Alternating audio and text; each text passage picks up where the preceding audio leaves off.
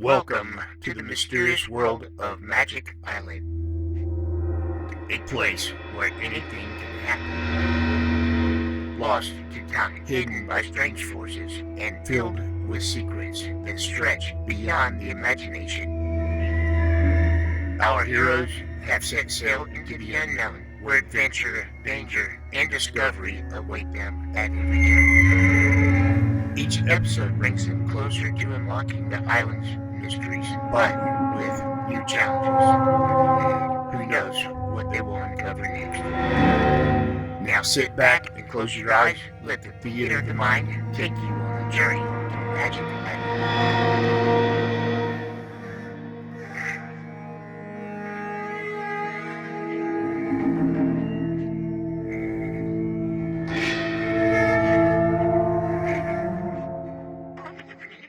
For the third time, a boat bearing the Gregory party lands at the magic island of Euclidia. The first time, they were searching for the island. The second time, they were returned to it as escaping prisoners. And now, they have been allowed to land for the purpose of attempting to take over the island. It doesn't sound reasonable somehow that G-47 would let anyone come to Euclidia for the purpose of taking over his scientific colony. But that is exactly what Captain Bradford proposes to do. The small cruiser which brought the captain, Mrs. Gregory, and Jerry and Joan is held fast to the Euclidean pier by magnetism. There is no sound to be heard over the entire island. Well, this blamed place has got another one of its noiseless days. It would seem so, Jerry. It's mighty weird at that. It is a terrible place, Captain Bradford, and I am not at all sure we acted wisely in returning to Euclidia. Oh, forget that, Joan. We had to do something, didn't we? Jerry is right, Joan, dear. With Euclideans watching our every move at home, we had no choice but to come back here and attempt to learn something of the power here. We have seen many examples of the power of G-47. Well, I'll grant that he's given us a number of unpleasant surprises, Joan. But if we don't do something about regulating things here, the rest of the world may be in danger. I think not. Well, you always think not. But Captain Bradford's right.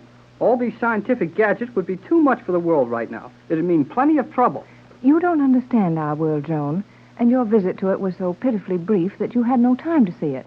But we feel that there are a great many things of more value than reducing everything to a science.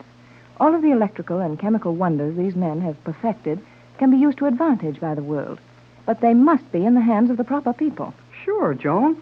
Well, we can't let old G-47 and his bunch get loose in the world with all the power they've got.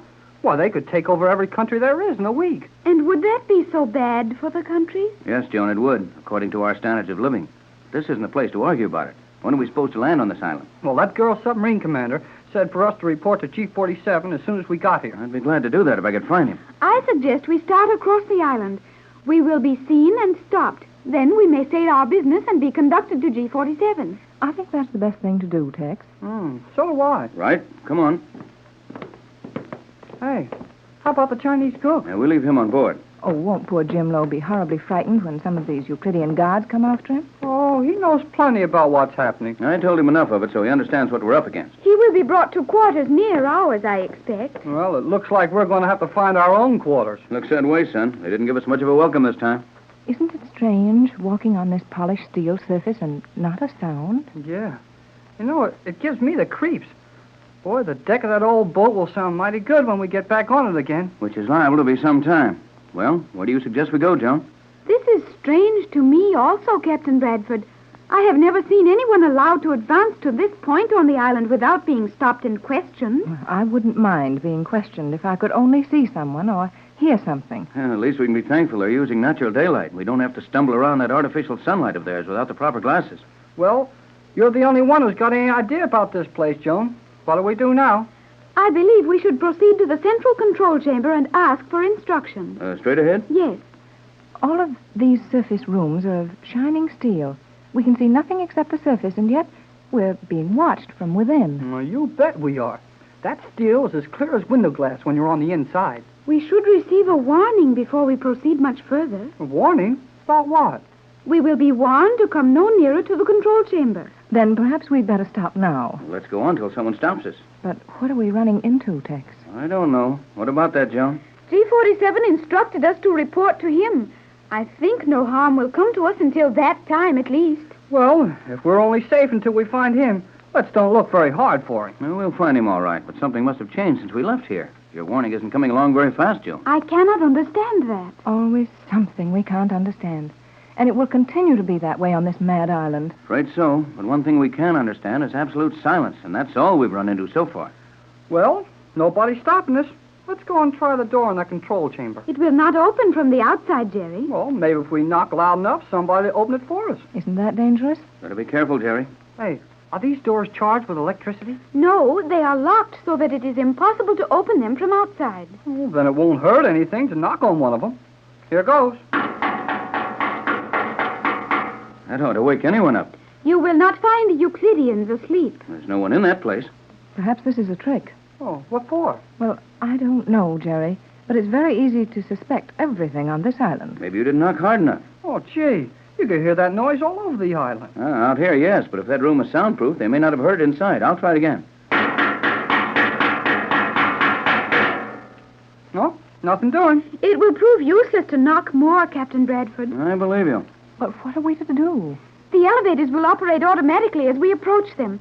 Perhaps we are expected to descend to the lower levels. Boy, you don't feel so important when they let you land like this. Nobody cares if we're here or not. On the contrary, Jerry, we know that G47 and his scientists care a great deal. There's some reason for this. Where's this elevator, Joan? We are approaching it now. That small rounded dome rising from the island floor.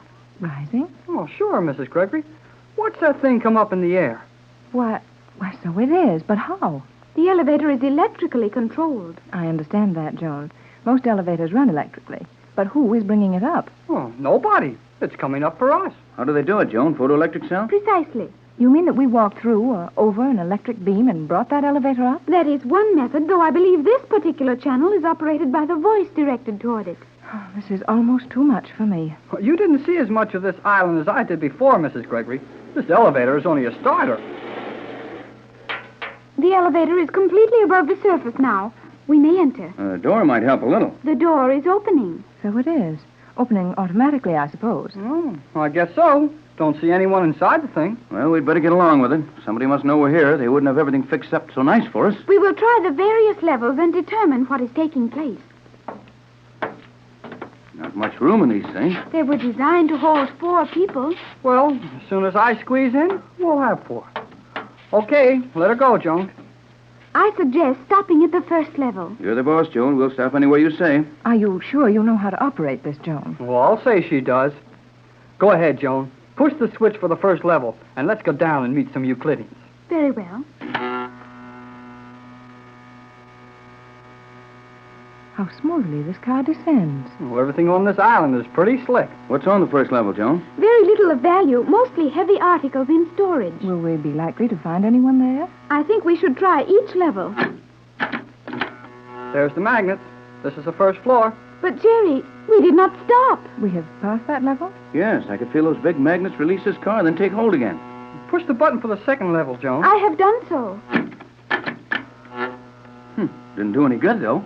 Will you be able to stop without an accident, Joan? There will be no accident in this elevator. Well, it certainly was an accident that you couldn't stop at either of the first 2 floors. Oh, I'm not so sure about that.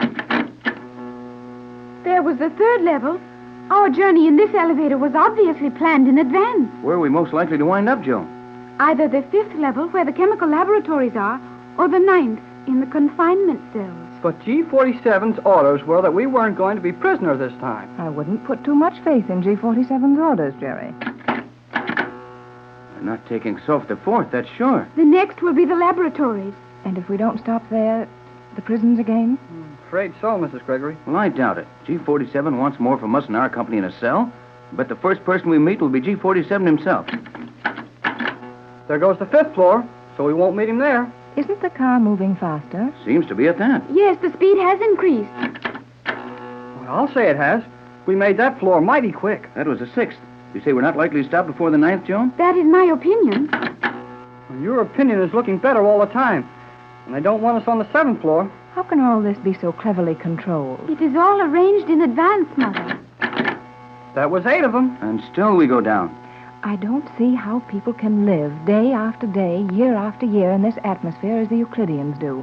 It would drive me mad to be herded around from place to place at the will of one of these scientists. Hey, Joan, we passed the 9th level. Yes. And that is strange. More strange than any of the rest of this stuff? Yes, Captain. The 10th level contains only the power rooms and fuel storage. We would not be taken there for an interview. Well, nevertheless, we've stopped on the 10th level. And if it isn't to interview G47, it may be for something far more unpleasant. Well, let's get out and find out. One moment, Captain. What's up? Do not attempt to move. What? We're going down. Yeah. And I thought the 10th floor was the bottom. Joan, you look as lost as the rest of us now. I suppose I do. I can only speculate as to what is happening. Then speculate out loud. We've already gone through the floor. Where can we go now? We're certainly going down. How about this, Joan? This isn't an illusion created to worry us, is it? What, Captain? I mean, we're really going down? Undoubtedly. But where are we going? Oh, no place I ever heard of. That 10th floor was past the bottom of the island when Joan and I searched it before. Yes, Jerry. It was the bottom, so far as we were allowed to see. Joan, what do you mean? Well, she means that even when you've seen 10 levels below the water on this thing, and even when you're 100 feet under the ocean, you haven't seen everything. We've been going down at about the same speed. That would mean we've already dropped 30 or 40 feet below the 10th level. But that couldn't be, Tex. The island is only 10 levels deep. The island, yes.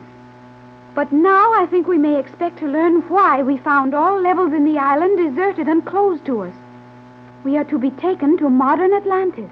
Modern Atlantis? Why, Joan, the lost continent? No, its namesake. The Euclidean city under the ocean floor. I had heard strange tales of it, almost too fantastic to believe. But now I feel that it must be a reality. We will continue down for 200 feet, and when we leave this elevator, we will be in the most wonderful city in the entire world, modern Atlantis.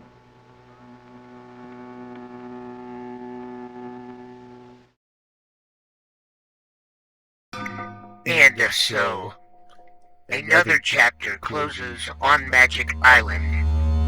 Our explorers have faced mysteries, dangers, and thrills. Yet, the island still holds its secrets close. What lies ahead? New allies? Or unexpected foes? Make sure you join us tomorrow to find out what awaits on Magic Island, where the adventure never ends. Right here on Golden Age Radio, rumble.com/C/GAR. If you're too impatient to watch all 130 episodes, one per day, there's a link in the description so you can watch all the videos you want all together.